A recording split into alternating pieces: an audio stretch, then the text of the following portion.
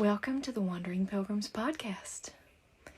I am pretty excited to say that it looks like we will be finishing our series on the Pilgrims Progress tonight. So, that's pretty exciting.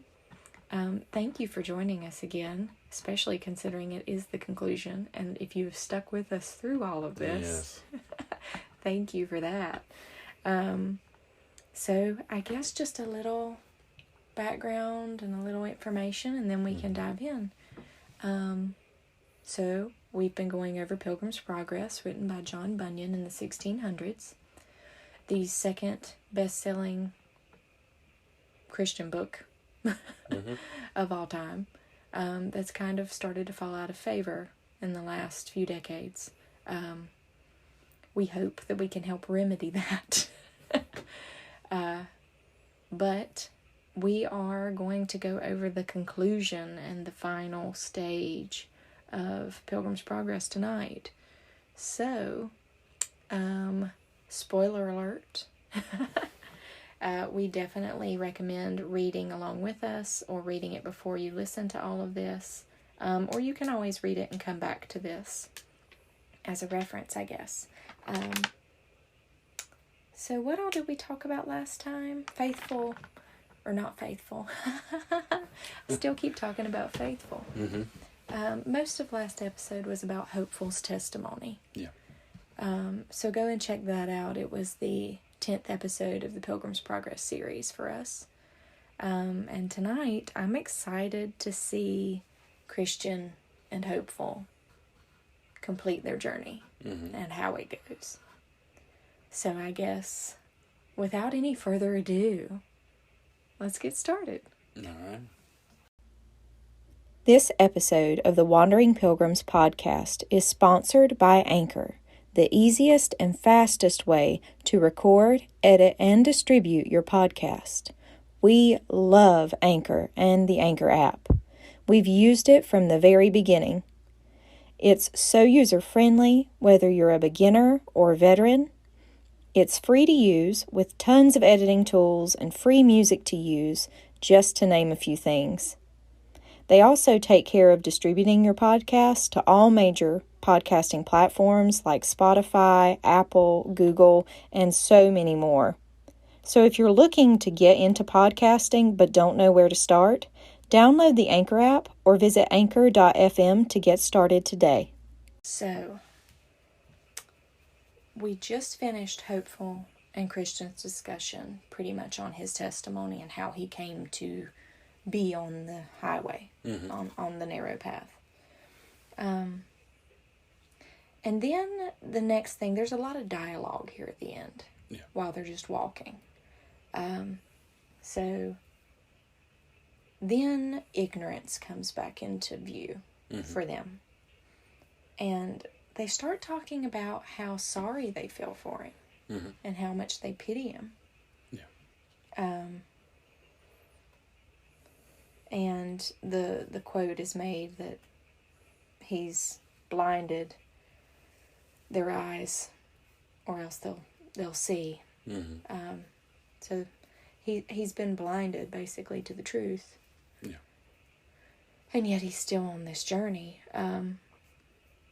So I guess for me, I look at that bit of dialogue as how sin affects the ignorant. They don't think of it as the information as useful, as like a useful conviction. So it's more of a guilt. That's how I think of it. It's not, they don't know enough to be able to discern conviction versus guilt. Because I don't know that guilt is of God, or if it's more of a conviction of, you've sinned, you need to recognize that you've done so. It's more of a symptom. Yeah. But they're talking about, that basically that they don't think it's useful, and then they'll kind of flatter themselves, pat themselves on the back, Mm-hmm. And they just keep assuming that they're right. And by right, I take that to mean they keep assuming that they're saved. Mm-hmm. Because when ignorance comes into this story, I don't just think of him as somebody that doesn't believe and has never heard. I take ignorance as somebody that is in the faith or has been exposed to the faith Mm-hmm. and thinks they are part of the faith, whether they still go to church, whether they left the church but think they're saved because they prayed a prayer one time, Mm-hmm. or whatever. That's kind of where I feel ignorance is, and I feel that we have a lot of ignorance now. Yeah. Within the church, and the church doesn't encourage learning, Mm-hmm. true learning, and I'm sure people would argue that with me about, if they went to a church when they were a kid, oh, my pastor really taught, or now, mine's really good at this, or I've got a great influence in church that helps me learn. And then, my question then is first of all, that's great, and I hope that's true. But are you questioning it? Because you, as a Christian, you always have to be questioning.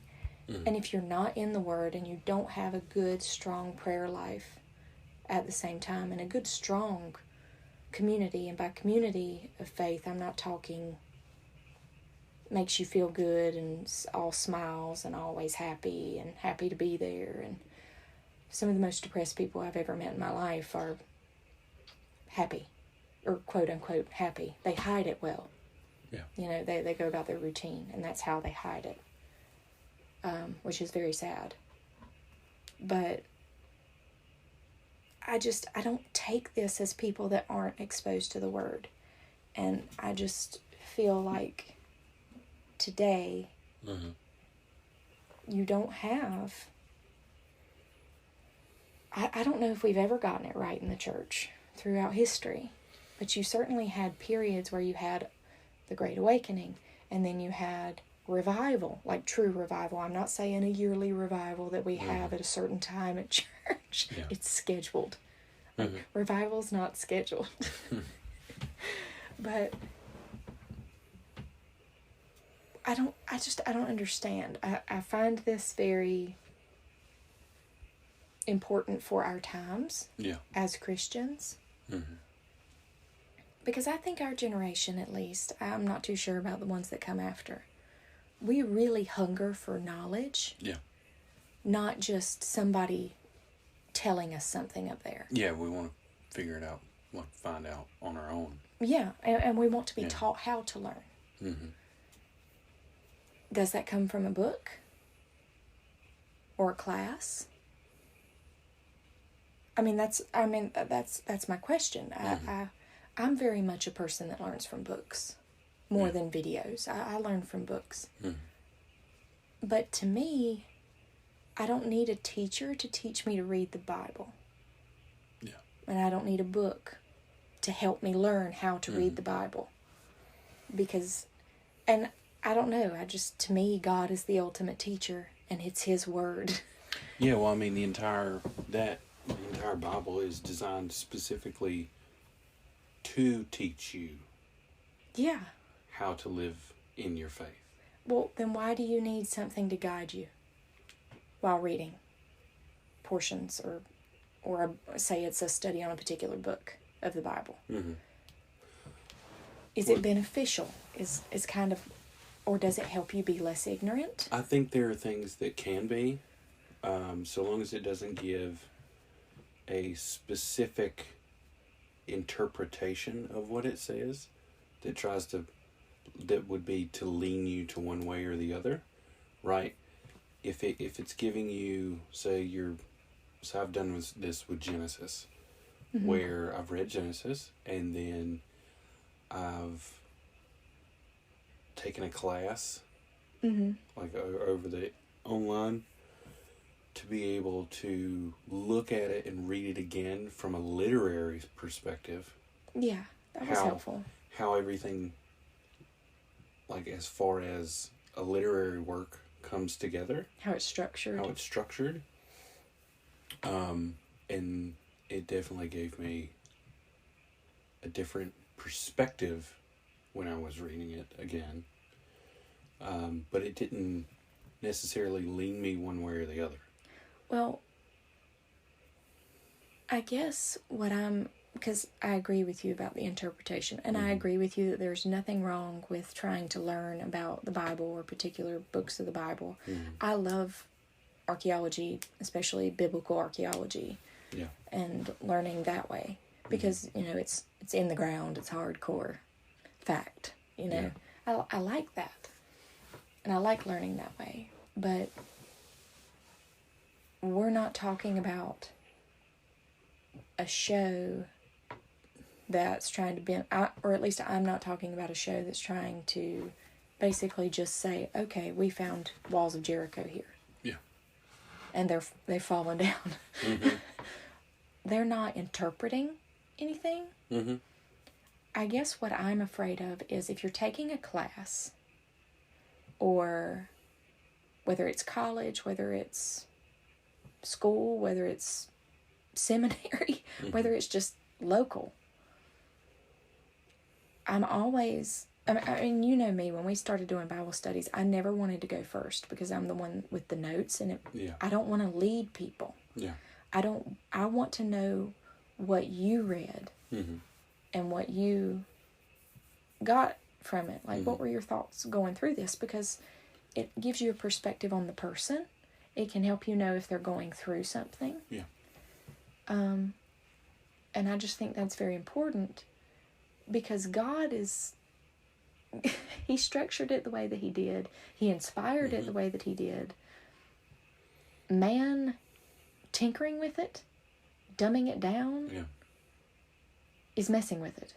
Yeah. And if you're taking a study course or something online that's on, say, John, and goes, okay, well, you need to read it this way. Well, look for this. So you're already tilted. You're already having a bend. Yeah. Okay, so look for this. Okay, well, now I know how to look for that. Well, now you're going to look for that. Yeah. That you're listening to what's on the paper. You're not listening.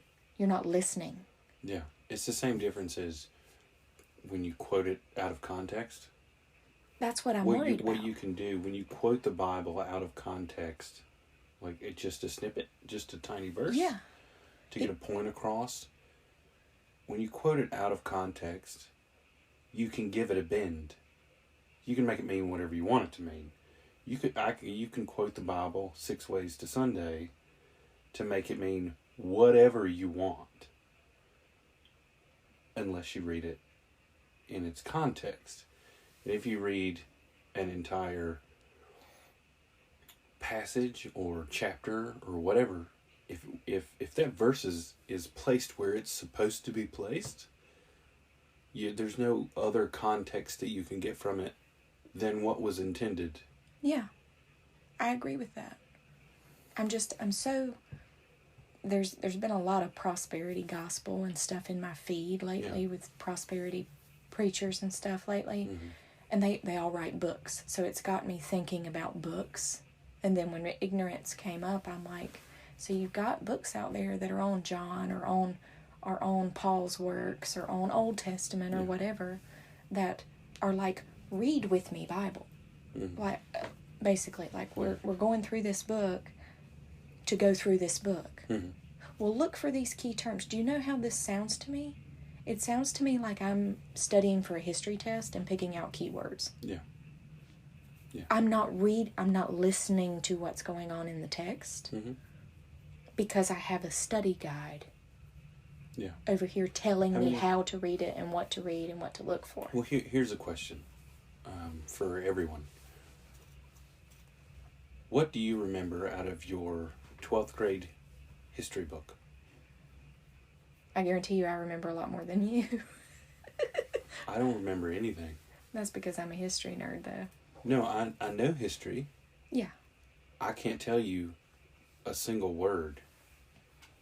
Well, I'll probably tell you a single word, but I can't tell you anything that I remember from that book, and it's because I didn't read the book. No. I used I used the book.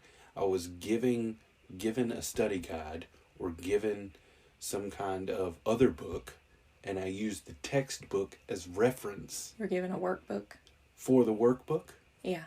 So that I could learn specific things to pass the test. See, that's what I'm worried about. Because what you're doing is taking a standard public education style of learning and applying it to an ancient text that is supposed to be read from cover to cover.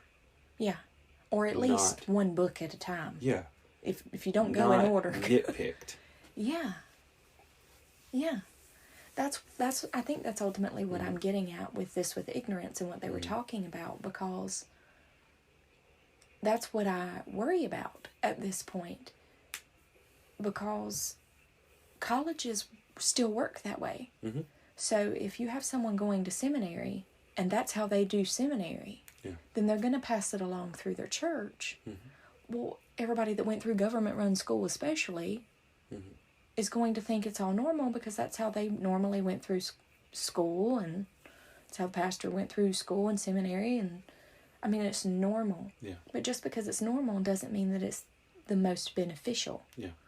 There's a reason that you're supposed to spend time in the Word by itself. Yeah. Nobody throughout history, up until probably our parents' generation, had study books to study the Bible. Mm. No, I mean, they had books in college for pastors that time. If the pastor even went to college for being a pastor. Yeah.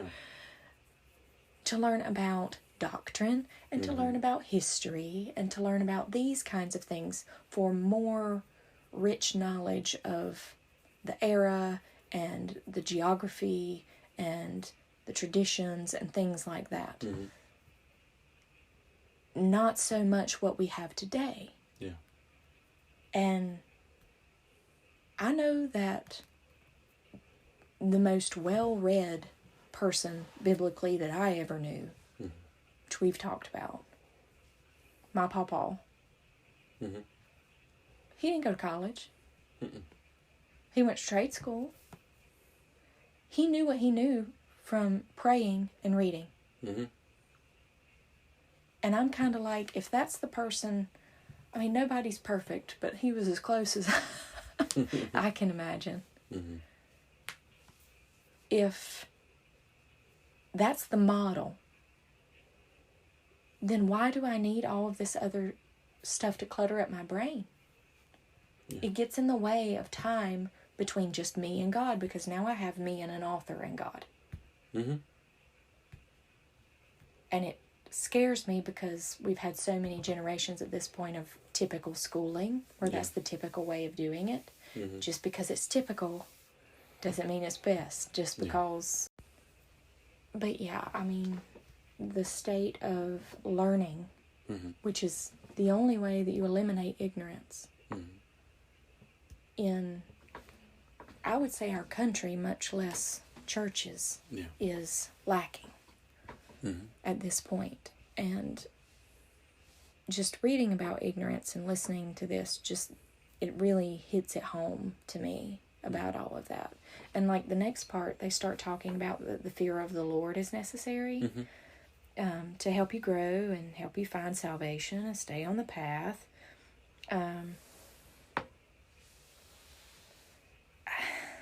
They try to like stifle the fear. People try to stifle the fear, thinking that fear is evil. It's of Satan. It's the enemy. But it never occurs to them, fear the Lord. Like, it never occurs to them. Yeah. Well, if you're not taught, if all you're taught is love, then there's no hate, there's no negative there. And yet we're told that there's a negative aspect. God is the positive and heaven's the positive, sin and hell is the negative. And I know that I read, it was a Paul Washer quote and he was talking about this, and it was, people say that God is love, so there can be no hate. And he's like, I love children, therefore I hate abortion. Yeah. He's like, it's just like sin. God can't be in the presence of sin. Bad, evil, it all goes together in a way. It's kind of the way I took it. And he's right. You hate injustice if you love justice. And if we don't teach the fear of the Lord, and we dumb it down for kids too, which bothers me. Yeah. Because to me, I think that's when you really learn it. If you have the fear of the Lord instilled in you, and I'm not talking like scared of the boogeyman. Yeah. That kind of fear. No. Yeah. The fear of the Lord is like the respect for your parents. Yeah. And we know what happens to children who don't grow up with a way of being taught to respect their parents. So to me, it goes hand in hand. If you're a Christian and you're raising a child, they need to understand that you need to fear the Lord with the same type of fear and respect that you should fear and respect your parents. Yeah. Not that you're afraid of them, but that you don't want to disappoint them. You don't want to bring dishonor to your house. And for me, that's really where the Old Testament comes in. Teaching you about the fear of the Lord, which is hardly ever taught on now, at least not in context, large context. Yeah. Because if the 10 plagues of Egypt don't kind of make you afraid, and then the fact that all the grumbling they did in the wilderness made it to where that entire generation died out. Yeah.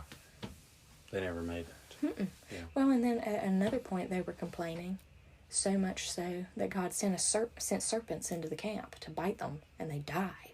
And then they're like, please don't, Moses intercede for us. And I feel for Moses. You can see why he gets angry at the end. Yeah. He was tired. I see why he did. And God tells him, he doesn't say, I'll take the serpents away. He doesn't say that I'll kill all the serpents, or that, go hold your rod over them and they'll be healed. He says, make a statue of a snake on a pole. Put it in the middle of camp. Keep in mind, there were 600,000 men that left Egypt. Yeah. That's just men. That's not men, women, and children. This is a big camp. Yeah.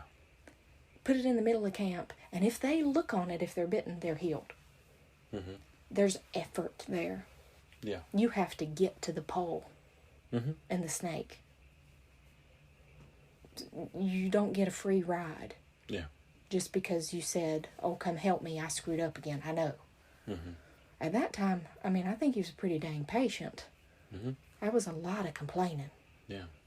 But to me, if you're not teaching this at an early age, it's very hard, I think, to come to the fear of the Lord, true fear of the Lord, as an adult.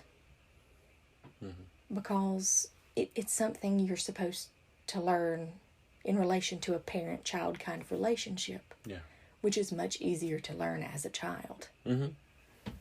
Most people don't grow up disrespecting their parents or having no respect for their parents, whichever situation they're in. Yeah. And then all of a sudden grow up to be adults that, unless they drastically change their lives, if they stay the way they are, the kids don't grow up and magically decide that they respect them. Yeah. Well, it also comes into play when you're talking about fear of the Lord.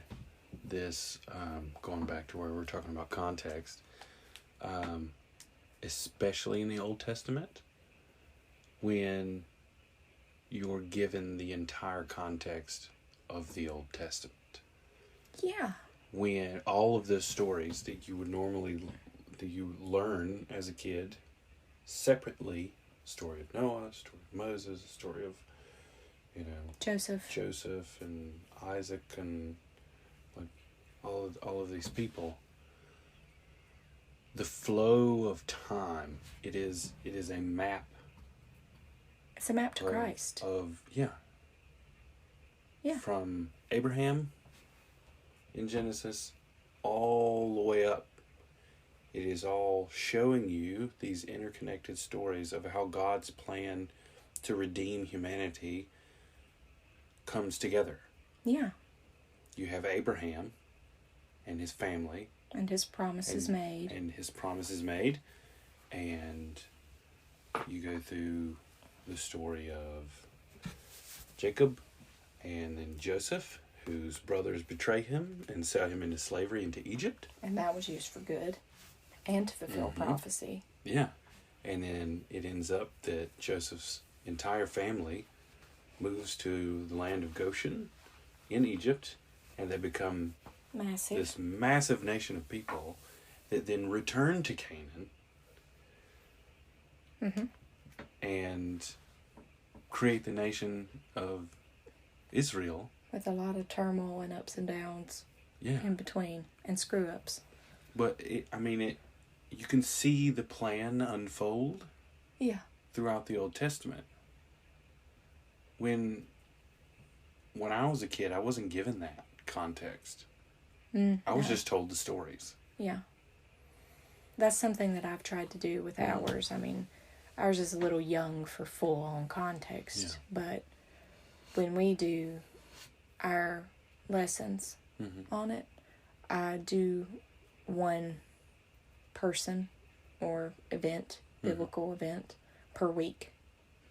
And that's all we do all week, is different videos, and we try to read about it and everything. And so they're from different sources too, so that gives the opportunity for maybe this video didn't include this detail, but this one does. And so there's a lot there. I know I can't even say how excited I was on like Wednesday or Thursday when we were doing Joseph. And we'd watched several videos throughout the week. Come Wednesday or Thursday, and there's this part where you see cows coming out of the river, which is part of Pharaoh's dream. And she looks up and goes, "There's 7 cows." There weren't 7 cows on the screen, but she had heard the story enough and was relating it. Yeah. And knew that there were 7 cows there, even if there weren't 7 cows on the screen. So, I mean, it's not full on context, but I keep it in order. Yeah. I want it to build. Because if there's references, I want her to understand those references. And you can't do that if you don't have at least the chronological context of the heavy hitters in the Bible. And we don't really have it that way. It's made a joke. It's made a fun game activity to learn the Bible. And I don't know. I mean, learning is good in many forms, but well, the issue nowadays is that it's secondary. What? It's secondary. Learning? Learning and being a Christian is secondary to being a person in the world. It's not your main identity. So many things are put in front of you. You're a worker at your job. You have to be a good worker at your job. You have to be a good husband. You have to be a good wife. You have to be a good father. You have to be a good this. You have to be a good that. First and foremost, you have to be a good Christian to be a good any of those things. It's true. It's true. But what if you think you're being a good Christian by doing all of those things or more? By giving time away, by giving money away, by... You can be, but that's not going to get you into heaven. Could it not also be detrimental to other aspects that you were called to do first and foremost? Yeah. Because ultimately you're called first and foremost to be a Christian. And then to be a spouse if you're married. And then to be, whether or not you consider it equal, interchangeable, or what, a good parent. And those are supposed to be first and foremost. Well, that means that you've got to be present. Yeah. And you've got to actively, like you're actively making time for them more than you're actively making time for the world or friends or work or whatever, because those are very big distractions. They're not necessarily evil. Yeah. But they are distractions. Mm-hmm. And for us to assume that our distractions are only ever evil if they're of the devil, or if they're of Satan or the enemy, mm-hmm. I think that's a misconception. And I think it's a dangerous one. Yeah. Because he doesn't have to hit you with something evil of the world. If he can keep you distracted and away from the word and away from prayer and away from your family, so that you're not teaching them the word and teaching them to pray, teaching them the way that they're supposed to be in the world, and that the world is actively going to work against them, then he's already won. Yeah. All you have to have is a really good work ethic. And that can keep you distracted. Yeah. Because you prioritize having a good work ethic and making money, progressing in your job. Even if greed is not the driving force, your work ethic, because you want to be the best worker that you can be, the best at your job that you possibly can be. Best provider, even. Best provider. You're going to spend more time. You're going to think about it more. Yeah. And you're not going to spend the valuable time on what you need to be spending it on. Yeah. I know, because I was doing it. And I wasn't getting out of it what I needed, what I felt I should be getting out of it. And then people load in more work if it's the work ethic, thinking that will fix it. Yeah, and it wasn't until I turned around and said, no, I'm going to prioritize my Christian life and my family over my work, that I actually started to be fulfilled in all of those things. Yeah, I agree. And, I mean, they talk a lot about fear in this, that, you know, like we said, that they think fear is not of God, and that fear is detrimental to their faith. Mm-hmm. Well, if fear is detrimental to your faith, then how strong is your faith? Yeah. See, if you want to teach a class, teach people to do critical thinking and ask questions of themselves and self-reflection at this point. Because we don't know how to do it. When Paul and them were questioning themselves all the time. Yeah. Or you know, because, I mean, Timothy and them, like, the churches were asking questions all the time. Because they wanted to do right. They wanted to have good information. Yeah. And to do the right thing.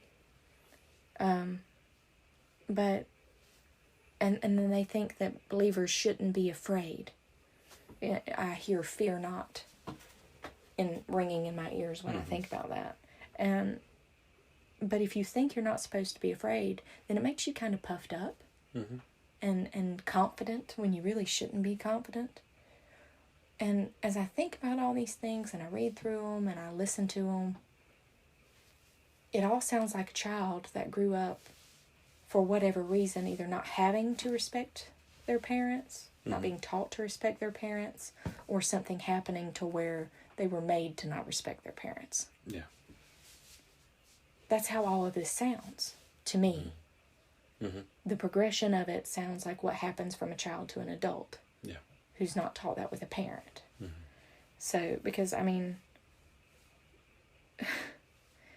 that, like, if you think fear takes away, like, your self-holiness. Mm-hmm. And, I mean, you're going to resist that. Yeah. Because if you have to respect somebody you've never respected in your entire life, you got to come down a peg. Yeah. Mm-hmm. You got to say that they're worthy of respect. Mm-hmm. That they're worthy of me doing that and working on it and taking the time and trying here. I mean, basically, that's how all of this is laid out. Yeah. But it reminds me that they talked about a man named Temporary. Mm-hmm. So, Temporary was a man of religion. And he dwelled in a place called Graceless, which I think is funny considering that's what Christian's name was to begin with. Mm-hmm. And he lives, of course, his neighbor, whose name is Turnback, so they're talking about him right after they're discussing this because he had been awakened or found his faith and even wanted to go do what they're doing by the narrow gate and find the way. But then he met a man named Save Self. And then he started backsliding. And of course, which leads into a whole discussion about backsliding. And they start talking about, it's like you kind of wake up, but then you go back to sleep. Or, I may not be saying that exactly right, but basically that you're given the information, and it ties in with ignorance a lot. And lack of fear of the Lord. Because you're given the information, and then you don't change. Like, you're saved, you say the prayer, you do whatever you need to, and it just, that's all you do. So, or you try to do, the pastor preaches a sermon on a particular sin or way of being one Sunday. Well, I've kind of been doing that. So maybe I should do a little better about it. Then a week goes by and you don't have another sermon on it. So you kind of fall back into how you were. Because you're not doing the work. You're not working on the relationship. And I know you always bring up the reference, because they reference it again about the dog being sick. And throwing up. And then turning right around, and I really hate that analogy. I've said that before. I still hate that analogy. It's icky. So the idea is that as a dog returns to its vomit, the idea being, and they explain it in the dialogue, is that so a dog goes and eats and eats and eats and eats, and it eats enough that it irritates the dog's stomach. So the dog throws up, because it's either eating too much food or it's eating something that's bad for it. So the dog throws it up. And then the dog immediately forgets that it was sick and that it had eaten something that made it ill, and that's why it threw up. So it turns right around and laps it all up again. It's icky. So it's the idea that you're doing something that is harmful to you. And then doing it again. Like, take it like people who go and binge on the weekends. They work all week. They don't drink all week. But they're working for the weekend. And man, they get to the weekend and drink themselves into a stupor. And then repeat. Some people until they're throwing up.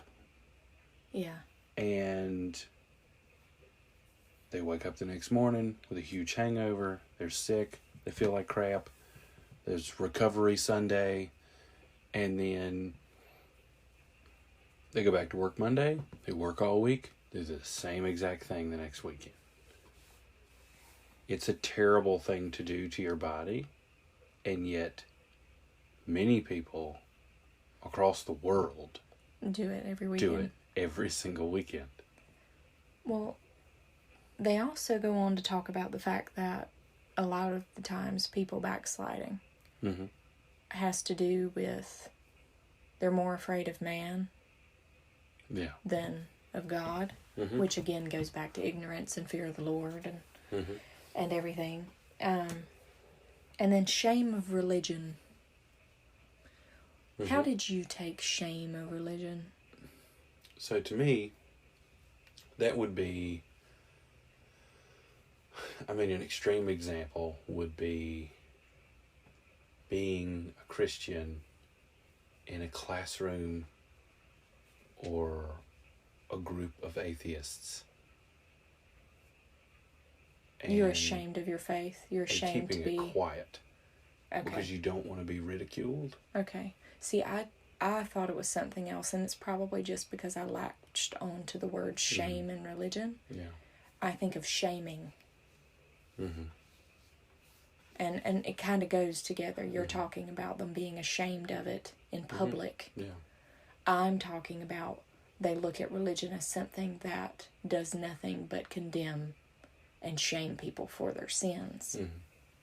Which again makes them feel ashamed. I mean, ultimately it is shamed, but that they're proud and that they don't want to feel shame, whether it's by church or by a group. It doesn't really matter. But that's why I wanted to ask you what you got out of it, because I don't know why. Maybe I've read something lately that pointed me in that direction. I don't know. I just... You have instances of both nowadays. Yeah. So, it just kind of pointed me in that direction. I wanted your thoughts on it too. But they also say that in the dialogue that guilt is something that a backslider does not want. They don't want to feel it. So they run away from anything that could make them feel guilty. Well, the problem is with that is it's a catch-22 if you're a Christian. If you're a Christian backslider. You're going to feel bad for ignoring your old friends if you haven't grown and learned and become less ignorant. Yeah. But you're also going to feel bad if you sin and go to church and the pastor preaches on it. Like it's just constant running and no learning. So you can't get out of it. Well, the idea is, like, guilt is a useful tool. It's a useful I feeling think it's to more have. conviction. Because, It's not so much guilt. I think guilt is something that... If you've done something wrong, you should feel guilty for it. If you have any sense of morality, any sense of using God's wisdom over your own, and you do something that is wrong, that God says is wrong, you should feel guilty for it. I'm not saying that. And that guilt that you feel should push you to not doing it anymore. See, it can be a useful tool, but then you also have to understand that when you get to a point to where you're not doing that thing anymore, that thing that made you feel guilty, you should no longer feel guilty about it. Once you've repented and once you've moved past participating in whatever activity it was, you shouldn't feel guilty about it anymore because you're not doing it anymore. See, that's why I think I'm trying to make the distinction from. Because the way I look at guilt is I'm trying to separate them out. Because one is used of God, one is more used to bring up old things that you did in your past, make you feel bad, make you doubt your faith, it's used against you. Not in a positive way to drive you forward. Conviction, which makes you recognize what you've done wrong in your sin and things. That's kind of why I guess I'm trying to make the distinction. Because they are virtually the same feeling to us, I would think, as humans. Very close. But one can be used for us and one can be used against us. Okay. I would think. And it may just mean me trying to work it out in my head in a way that, because it's hard. It's very hard to discern.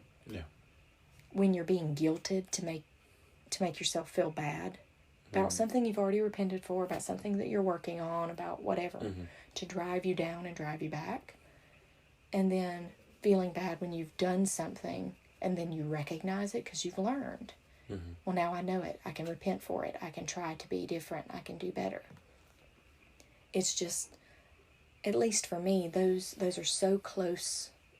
They're so similar that it's hard to differentiate them. So for me, I'm trying to give a distinction to both. Yeah, well, you can have both, for sure. You can have a guilt of something. You can feel guilty for something that you did wrong, and a conviction to not do that thing again. That might be better.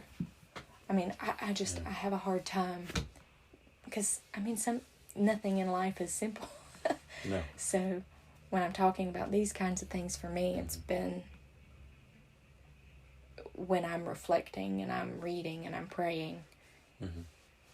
For me, it's the distinction in my mind going, are you convicting me of this, or am I being guilted to drive me back in my faith? Like, do you see what I mean? Yeah. Because I can't associate the same word for me with God doing something versus like, are you guilting me, or are they guilting me? Yeah. Like, so using the word conviction for me has helped distinguish it, at least while reflecting on being better. Like, is this of you, or is this of something that I need to ignore? But they continue talking about backsliding. And like, now we're picking up on the part of the conversation where they're talking about what it does and how it goes about and everything. So basically they're like, well, you stop thinking and you stop growing and you stop being concerned about your relationship with God or with his judgment or with death when you start backsliding. Like, these are the points of how you end up being a full-blown, no longer care backslider. So first you stop learning. Basically, you stop learning and growing. Yeah. Well, considering our earlier discussion, it seems like most churches are breeding grounds for that now. And then it's very easy to do it when you're not in a church. Yeah. Because you don't have any form of learning if you're not doing it on your own. Yeah. So basically, in the West, we're just a breeding ground for backsliding. So check on number one. Us included. That's why we're trying our best to do better. And then number two, you cast off the requirements and duties of God. So you stop praying, you stop reading, you stop tithing, or, all these things that he's asked you to do. Well, there's another one that, that's pretty prevalent nowadays. Number three, you don't really want the company of other Christians. Yeah. Why? Guilt. So, there's that. Then number four, you stop really caring about what you're supposed to do for the public and the community. Helping others, helping your neighbor, being neighborly. Okay, well, we don't even really live in full-fledged communities like we used to anymore. Yeah. So knowing your neighbor now is a lot harder in and of itself. Then you start trying to, they called it pick holes in the coat. Yeah. Of the godly. So you can just throw off religion. So this person, oh, they're so pious, oh, they're so this or they're so that, or man, they say they are such good Christians, but they didn't go to church last Sunday. I know they didn't. I saw them cutting the grass. Yeah. You're trying to find a way. You're looking for something that they're doing wrong. Yeah. To justify what you're doing. And then probably the tipping point for me is this one, is when you start befriending the world and men of the world. Yeah. So you've already distanced yourself from Christians. You're trying to find things wrong with people you know to be good Christians. And now you're being friends with worldly people. And then, of course, that gives way to, they called it carnal, I call it worldly discussions in secret, off to the side. And, they happen all the time. Yeah. And then you start to play with little sins openly. You're not worried about them. You're not afraid of them anymore. You don't feel the conviction from your sins anymore. Yeah. For it to affect you. And then at that point, you've hardened your heart and you've shown your true colors to the world and to the community that you were a part of. And if you don't fix it, you're going to perish. So, pretty heavy hitter there for backsliding. Yeah. And, I don't know. It scares me how many of these I've seen. It scares me that growing up as I did with Christianity as prevalent in my life as I did, that I saw it, but I exhibited parts of those myself, because there was a point where I was just so hardened to it. Mm-hmm. Not that I didn't believe, and I don't know if it was hardened, because I read and I prayed, but there for a while, it just made me sick. I was so, and they were, the instances that I remember had to do with people that, and maybe I was picking holes in people's coats. I don't know. But these were people that I knew regularly. Mm-hmm. Not one-off. They didn't go to church on a Sunday or something when they claimed to be a particular way. But more of they were a particular way in church, or they were a particular way in public, and then in private. Yeah. They were another. Mm-hmm. And they were the prominent speakers, or they were the prominent people with music, or whatever, depending on what stage in my life I was. And those were supposed to be my examples. Like, it made me sick, and it made me not want anything to do with it. Yeah.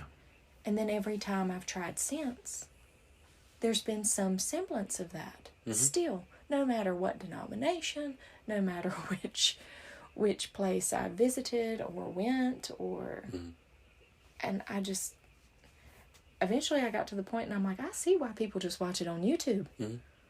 Or watch it on TV, because you at least eliminate some of that. Yeah. But at the same time, you're eliminating a place that you could potentially learn, a place where you could potentially have an accountability group, or you could potentially have friends. Yeah. Then again, if they preach in Texas or or in Montana, and you live on the east or west coast, you can't exactly go every weekend. Yeah. So that doesn't help. But, I really struggle. I still struggle with that.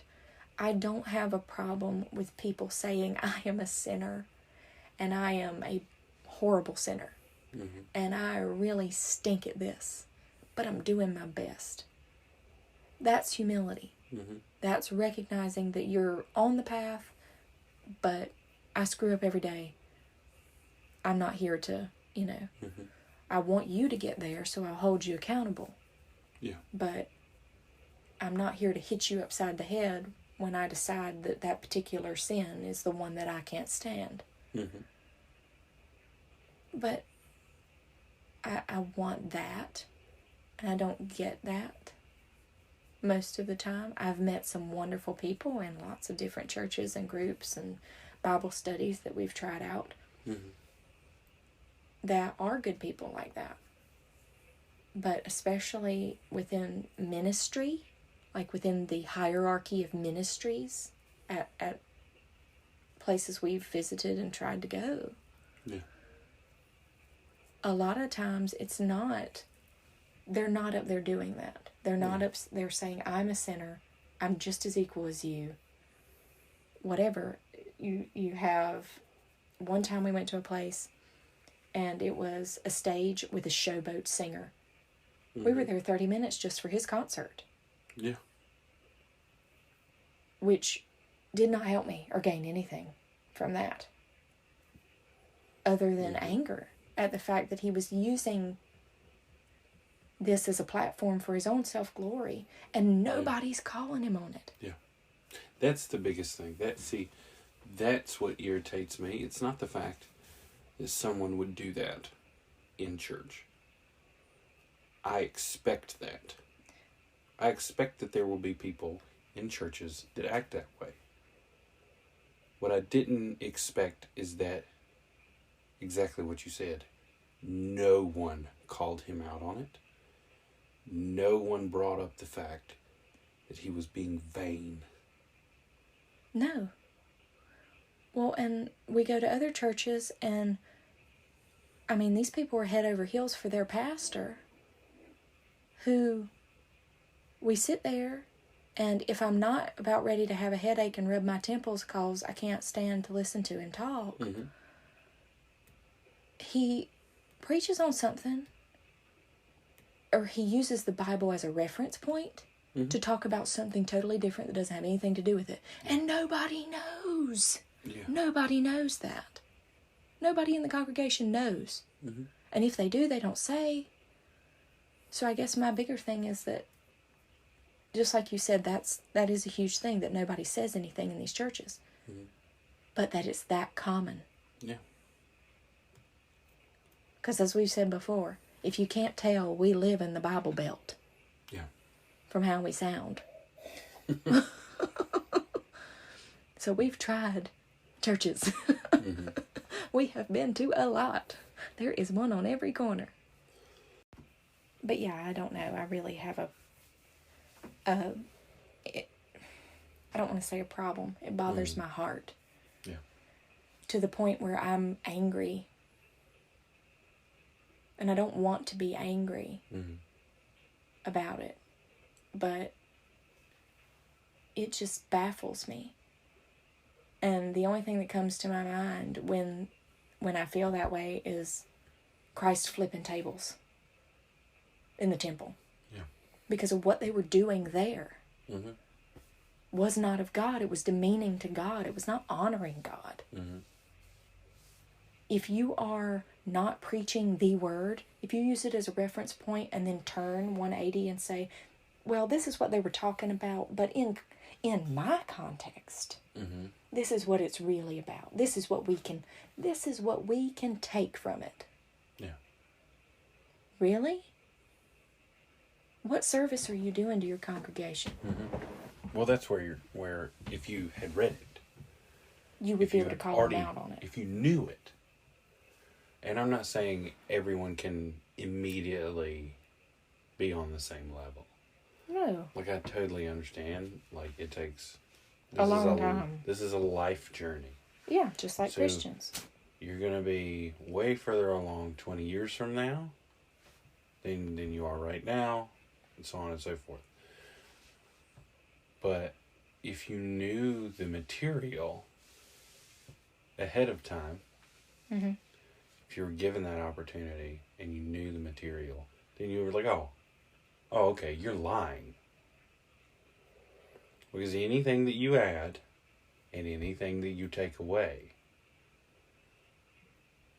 it's now a lie. Mm-hmm. Well, the other thing is that if you have that going on, and you do know, and you say nothing, then what? Are you culpable? Yeah, I think that you are.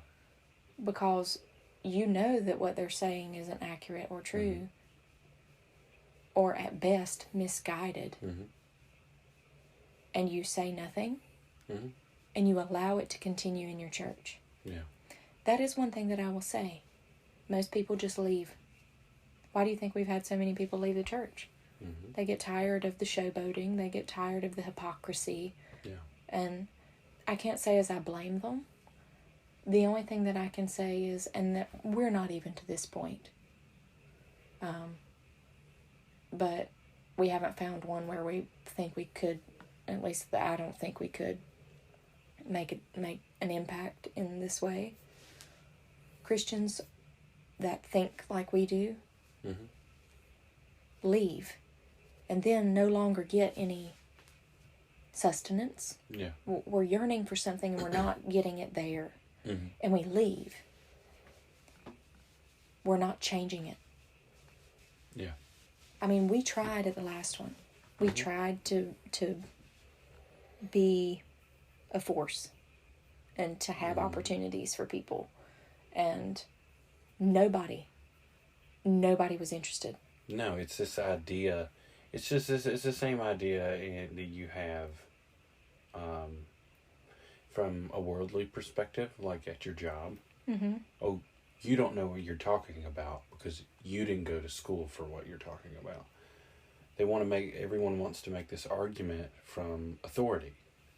Like, if we're sitting here discussing a paper about sociology or biology, someone inevitably is going to go, well, you don't really know what you're talking about because you're not a biologist. Well, no, I know enough to read a paper and know what it's talking about. To be able to discuss it. Yeah, to be able to discuss it. I'm not making a claim to be a biologist. Mm-mm. And we're not Bible experts. But we're doing the best we can with what we I've have. read this document. Tell me anywhere in the Bible that it says that I have to go to seminary to be a good Christian. Or go to school. Or to know what the Bible says. It just tells you that you're supposed to write these words on your heart and then to diligently teach them to your children all day long. Yeah, but someone will inevitably make that argument that you didn't go to school, so you don't know what you're talking about. Well, the problem with that is that I don't believe that. So that makes your argument invalid. Yeah. Well, it's just like we've talked about accountability. They'll do it anyway. It's similar to accountability. That's why you have to have small groups and why you're told that your church should be small groups. Yeah. Because if you're told something from somebody that you don't respect or know, they call you out on something, whether or not they're right or wrong, you're not going to look at it that way. Yeah. You're just going to go, I don't know who this person is, or I don't respect this person because of how they are. Then you're not part of that accountability group. If you're not part of that accountability group, then nobody's going to take it seriously. Yeah. It's just like a family. You're going to take seriously something your spouse says more than you are somebody that sits 3 cubes down from you at your job that just started a week ago. Yeah. Even if they called you out on the same thing. Just because your spouse is going to know you, and this person 3 cubes down that's been there a week, who may still be right, doesn't know you. So the authority with which they speak to you, they don't have that authority and respect to do that from you. But, I mean, they discussed, I find it interesting that they discussed ignorance and fear of the Lord and backsliding, all of which play into each other right here towards the end. Because the next thing that we hear is that they've come to the land of Beulah, which is a beautiful country. It's sweet. The sun shines day and night there. And they could see the city. And there was just abundance everywhere. Yeah. And there was abundance of, not of necessarily just food, but of what they were seeking. And I loved that, considering you couldn't buy what they were seeking in Vanity Fair. Yeah. But it was in abundance there. Their souls were nourished and fed there. And that the gates they could see, they were gold and pearls, and there were streets of gold, and there were vineyards planted there, and they asked about the vineyards, and the king planted these. They planted them for him, they planted them for pilgrims. Just like you can go and eat of them all you want. This is his country. And then they come upon 2, they call them shining ones, right? Angels / messengers kind of deal here. Celestial being, I guess. And they started talking about where they were going, where they were from, and everything. And they asked if the 2 shining ones would go with them. Because they told them, you've got 2 more things to do before you reach the city. And they're like, well, can you come with us? And they're like, we can go with you, but we can't help you. Yeah. It's up to you to do it. We can accompany you and help you with, just not feeling alone. Yeah. I kind of felt like they were trying to amp them up and prep them, psych them up a little bit, because the next thing they come to is a river. Yep. And you can see that the city's right there. But you have to cross the river. So they can tell that the river is between them and the celestial city. They start looking around, as anybody would. It's this massive river. There's no bridge. There's no way across. Nope. There's nothing that they can see, right? And they're like, so guys, is there how do you get across this thing? And they're like, you got to wade through it. Yeah. Yeah, and they're go like, across. there's no other way.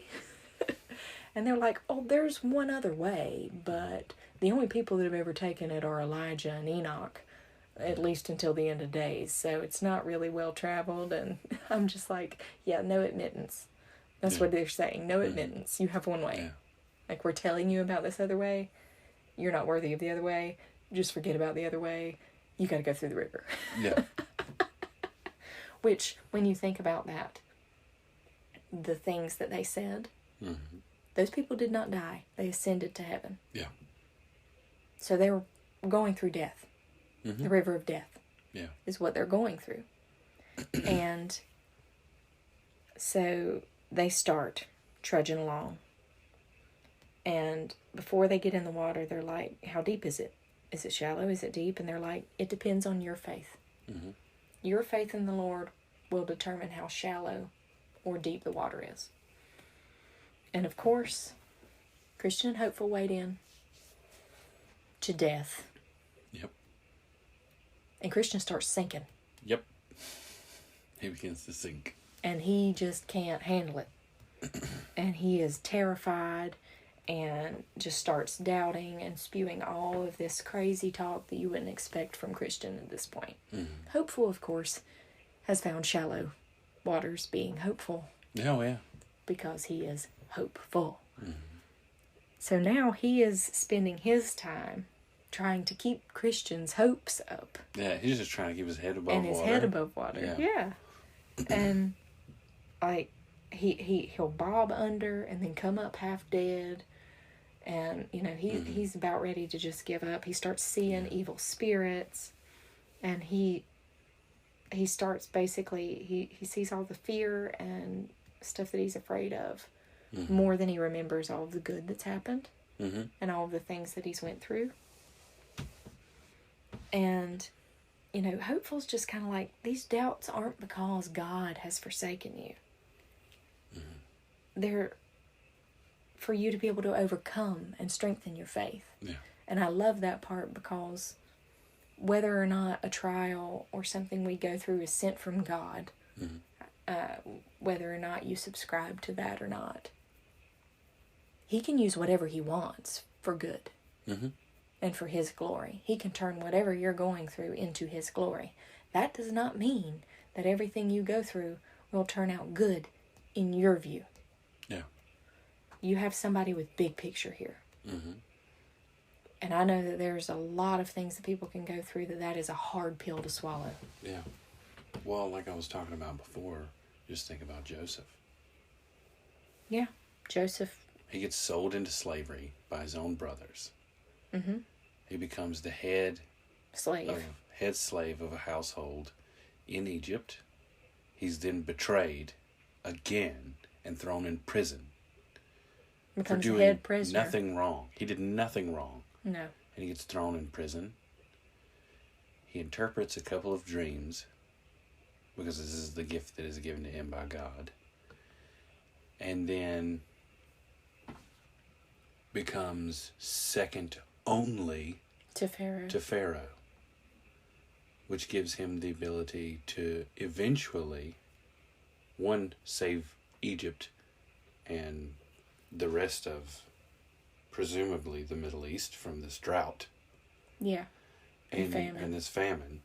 And also bring his family to the land of Goshen, where they prosper and become a nation of their own. Yeah. He thought, I'm sure, at the time, where are you at? What is going on? Why is this happening to me? But it was happening for a very specific purpose. Yeah, it was.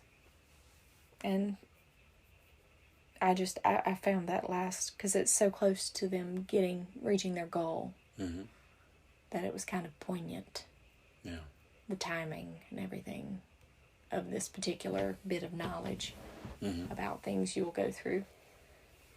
And then after, you know, this kind of thought pattern and epiphany, and Christian found his footing.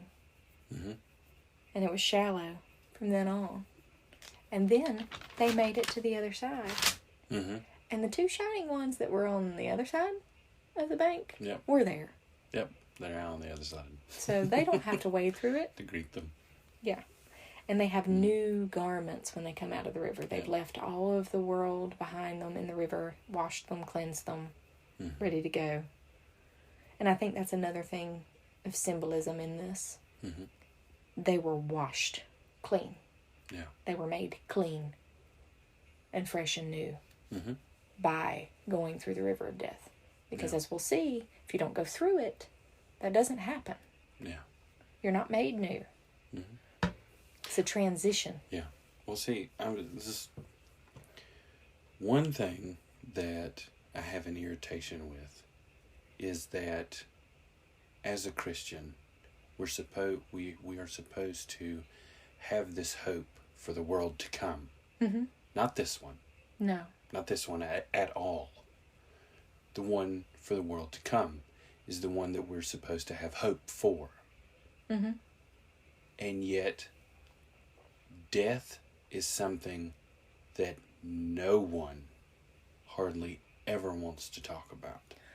It is an absolutely necessary thing. It's going to happen to everyone. Whether you're rich or poor, it doesn't matter.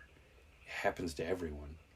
And yet, most Christians still have this bleak outlook on what it is. I think that comes from I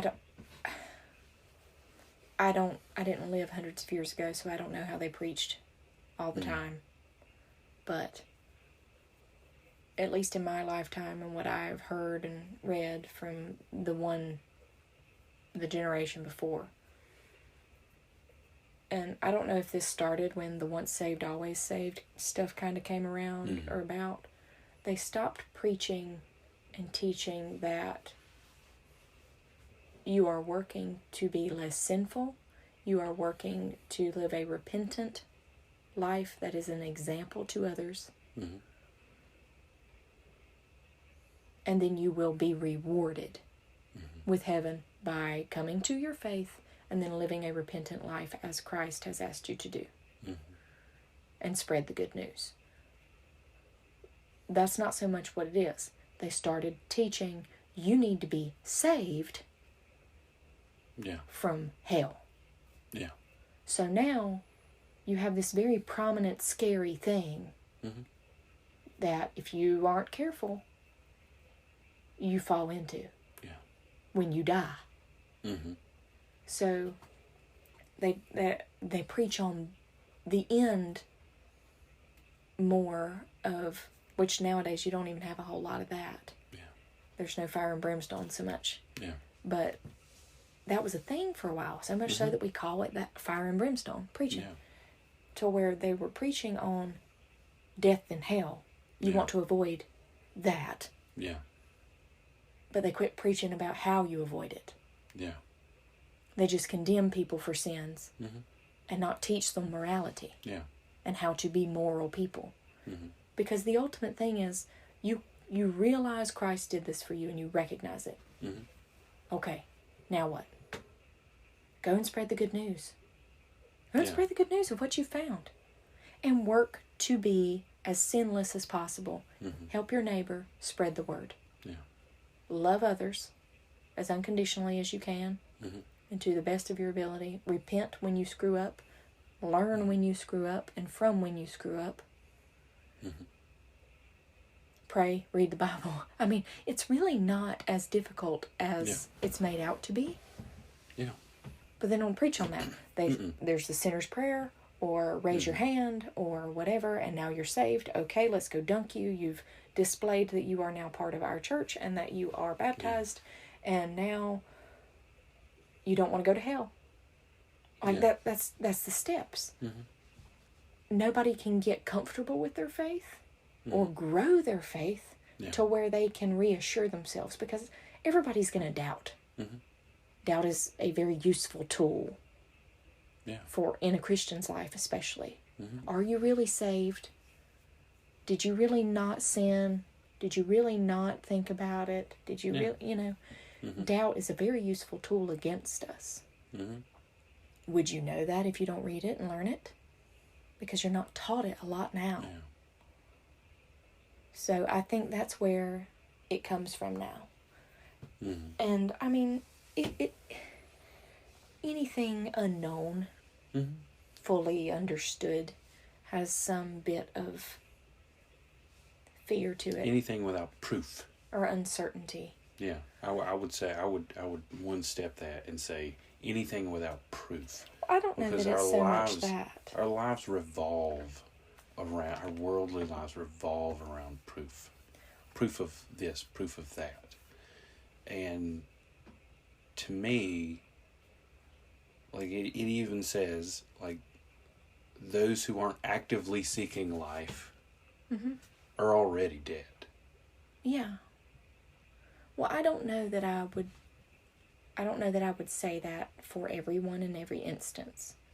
Mm. Because some people, it's a fear of, on this side, Mm-hmm. like, will it be painful? Will it be hard? Will it be this? Mm-hmm. Do I put my family into hardship? Will my family be okay? Yeah. Well, you have all of these other things Mm-hmm. that can contribute to a person's fear. And Yeah. depending on whatever it is that brought them to fearing it at that particular moment, Mm-hmm. it could be any number of them. Yeah. So, but I think largely the biggest fear is there because we've shifted away from how you're supposed to live as a Christian and being taught how to live as a Christian, morality and how we believe and what you're supposed to do, for the reward of heaven. Yeah. And His presence. Mm-hmm. And serving Him for eternity. To butts and seats, money and plates. Yeah. I need a hand raised. I need a person dunked this month for our Facebook Live video. I want to have at least 3 people up here. I want to have a band. I want to have all this. Now, I got to make them scared. I got to keep them coming. Yeah. Well, they got to be afraid of something. And I'm not, by no means am I trying to say that pastors act that way all the time. I'm not saying that's the pastor. Mm-hmm. But someone influences, or something influences the pastor to say, well, we really need to do a sermon on hell this week, I think. Mm-hmm. And there may be somebody that it's beneficial for. Who knows? I definitely think that it's something that should be talked more about. But they don't talk about death as just a transitional phase, and that if you're saved, if you've come to salvation, and you are doing what you're supposed to do, mm-hmm. I know you'll have doubts about it. That's okay. Go read, go pray when you have them. Mm-hmm. This is what it says you're to do for a good moral life. This is what Christ tells you to do throughout your life. Mm-hmm. These are your examples here. Read the Bible, Mm-hmm. and you will reap the rewards of heaven, as they go on to do. It said that they will reap the rewards mm-hmm. of their life. Mm-hmm. That's not how. Most of the time, it's just preaching on how Jesus loved mm-hmm. people nowadays. Well, that's great, but He also loved people by holding them accountable. Mm-hmm. We don't talk about that. Yeah. Which means we don't talk about how to hold each other accountable for sin and help each other not sin. Mm. We don't talk about the fact that, or teach on recognizing your own sin and your shortfalls and helping others do that. Mm-hmm. So there's no building towards heaven. Yeah. There's just jumping from now you're saved to we'll talk about Jesus every week and Him loving the world in just an affirmative. Mm-hmm. And then every once in a while we'll talk about hell. Yeah. Maybe. Nowadays, not so much. I mean, that's how it was. I think that's the kind of thing that got us to the thought process of that we're at now with death. Yeah, in part, yeah. Because it's been used as something to fear. It's the step to something that you could. Yeah, it's been talked about more as the end of this life, rather than the beginning of the next. The beginning of the next. And the reward for finding salvation. Mm-hmm. And all the positive that goes with that. Mm-hmm. It is a necessary thing that everyone who has ever lived and will ever live will go through. Period. It happens to everything that exists on this earth. The difference is it can either be the end of your life or the beginning of it. Mm-hmm. Yeah. It depends on the viewpoint. You don't have a whole lot of discussion about like heaven in depth. Mm-hmm. And you don't have a lot of discussion about like I've heard sermons about, Christ and this, Good Samaritan, this is how you're to be a good neighbor.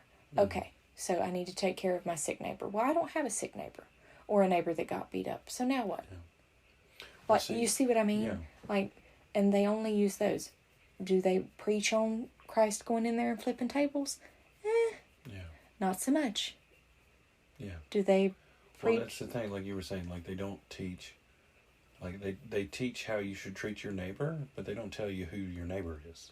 Yeah. See, and then when Christ is being questioned by the Pharisees, when they're testing him, they say, how do you treat your neighbor?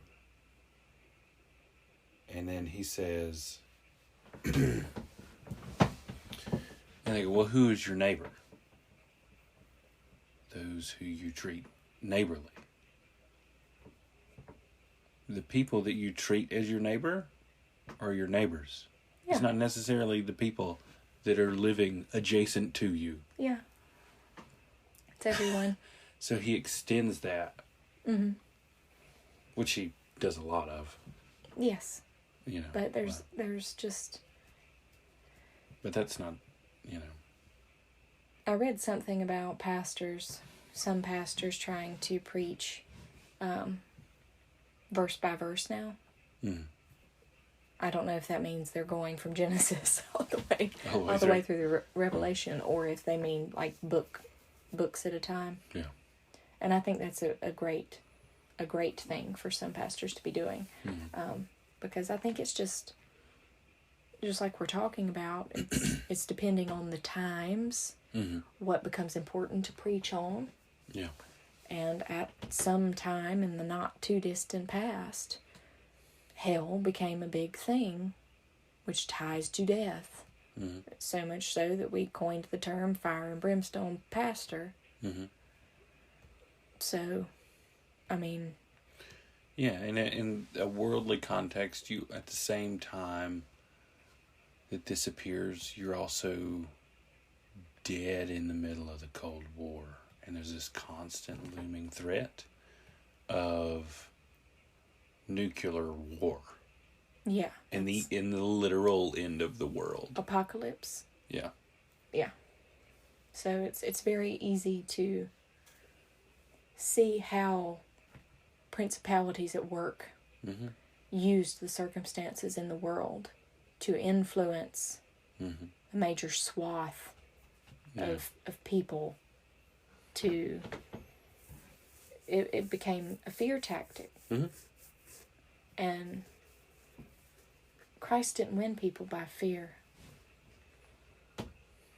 But, yeah. I mean, I know this was a bit of a rabbit hole, but it's hard to pin down exactly. The generation before that, most of the men faced death at least once, if not multiple times. Mm-hmm. So it's very easy to see that becoming afraid of death, you have one of two options. You either will end up probably more afraid of death or not afraid at all, mm-hmm. considering what all they had seen. Yeah. So, I mean, you can't just pin it on one, I guess. Yeah. But you can definitely see throughout history and church history where it was influenced by nefarious forces. Yeah. And although they were more than likely trying just to do good, you can still be trying to do good and not necessarily be doing good. Yeah, you can certainly have an admirable purpose, an admirable goal, and commit absolutely terrible atrocities in the pursuit of that goal. Oh, yeah. There's lots of people that have done that throughout general history. Well, and you could even say that of people that subscribe to a prosperity gospel. They're looking to prosper people. Yeah. In a godly way, in their viewpoint. So, they're not doing anything wrong. They're doing what they're supposed to do. Yeah. At least some of them. I'm not saying all of them. No. Some of them are out to make money. And that's all. But, I mean, some people subscribe to their own brand of crazy. Yeah. And they believe that what they're doing is good and... Everyone is the hero of their own story. That's true. They are. And that's very dangerous. Yes. So back to what we were actually talking about. So they've made it out of the river and they're walking up the hill, which doesn't tire them out, to the city and the gates. And they're being told, you'll be comfortable, you'll be healed, you'll serve God all the rest of eternity. You will sit and judge with him. You will fight the last battle with him. And then they make it to the gate and they're asked who they are and a series of questions and things. And they provide their certificates, which are taken to the king, who opens the gates and welcomes them in. So Christian and hopeful make it into the city at the end of this journey. Which I think we were all expecting. No twist ending there, right? The twist comes with the fact that that's not the very end of the story. Yep. Because as Bunyan puts it, because this is all in a dream and he's watching it, kind of reminds me of Scrooge in the Christmas Carol. Yeah. He turns around and trotting up the hill comes ignorance. So somehow ignorance made it. Come to find out, ignorance went over the river. Yep. He found him a ferryman by the name of Vain Hope. So he didn't go through death. He didn't go through the river. He wasn't transfigured. He wasn't transformed, washed clean, nothing. So he's in the same rags and whatnot that he started in. Yeah. And then he goes and knocks on the gate. People at the gate kind of look over at him, like, who are you? They ask him questions and whatnot. He doesn't give the right answers. And they asked about his certificate. He doesn't have one. So when the king is told that he's there, he says, I don't know him. Don't open the gate. And then he sends the two shining ones again out to him. And they bind him and take him back to the door in the hill that was basically a shortcut to hell. Yep. And the thing to me that Bunyan said at the end that struck me was that I learned that day that even at the gates of heaven, there's still a door to hell. Yeah. And that's just kind of stops you in your tracks. And then he's like, and then I woke up. Yeah. And this is the end of my story. But I have thoroughly enjoyed discussing Pilgrim's Progress. It took way more than I expected to discuss Pilgrim's Progress. And this isn't even the second part of Pilgrim's Progress. This is just part number 1. But I think it's safe to say we want to get back into the Word and helping people read along with us and read the Word for themselves. And I do not want to be a workbook for people. Let me preface that we are not workbooks. We want our discussion to just kind of give you an idea of what you could do at home with other people, community, an accountability group, a Bible study group. Yep. And we would love to be part of that and discuss it along with you. So we're going to get back to that at least for a little while. And I'm sure we'll eventually do the second part with Christiana at some point. But with this being the end, if you would like to read the book and you somehow have managed to not read it while listening to all of these episodes, there are links to every possible version of it in the description. There's a link to the new animated movie that came out that is fantastic, and they are doing fantastic work. Feel free to check any of those out. They're Amazon affiliate links, so that means that if you want to support the show, just click on one of those links and do your Amazon shopping. You don't even have to buy what's through that link. And then Amazon pays us a commission with no cost to you guys, which we really love. We may or may not be toying with getting a YouTube channel up and running. Stay tuned for that. But there are links to our Facebook and Instagram page in the description if you want to check us out. I guess this will be pretty much the end of my John Bunyan images and quotes coming up soon. I have a couple left, so it'll be a few days. But I think that pretty much covers everything. We would love to hear from you guys. Reach out to us on social media. And I guess that's the end of Pilgrim's Progress. So until next time, keep wandering through the Word, Pilgrims.